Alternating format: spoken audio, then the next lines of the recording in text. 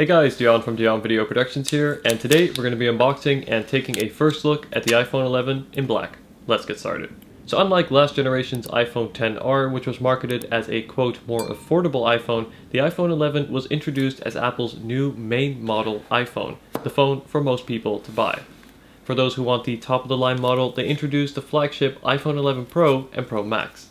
The iPhone 11 carries over many of the same features from its flagship counterpart for a substantial price difference, starting at $699 for 64GB. Is the price difference worth it? Well, let's start off with the unboxing.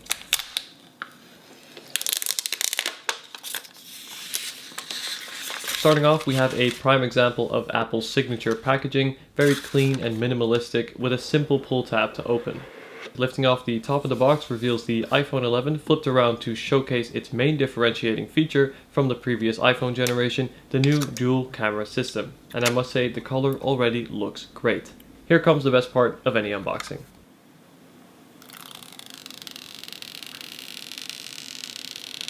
That'll never get old. The iPhone 11 features a solid aluminum and glass build with a 6.1-inch screen, which places it between the smaller 11 Pro and larger 11 Pro Max. The larger camera module is something to get used to, however I think this looks better in person and the matte glass is a nice touch. Let's see what else is included.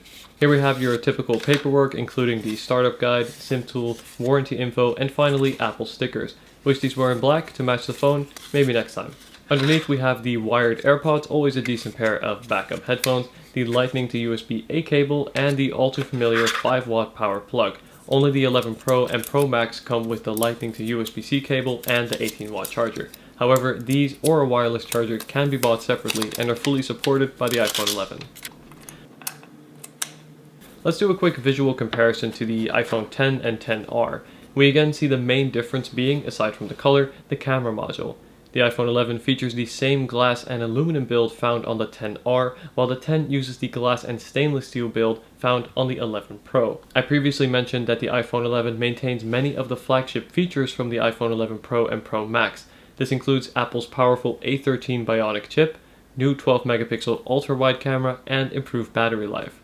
While there are several, the main biggest difference between the iPhone 11 and 11 Pro is that the 11 Pro comes with a superior OLED display with thinner bezels, while the iPhone 11 has a liquid retina display, which still looks great.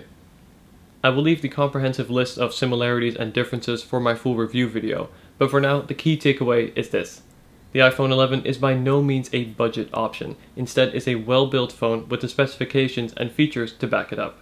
Overall, between the iPhone 11 and 11 Pro, the 11 is the clear better value option and gets my recommendation for the vast majority of users looking to upgrade. Thank you very much for watching. Be sure to like and subscribe and stay tuned for more iPhone 11 content coming up.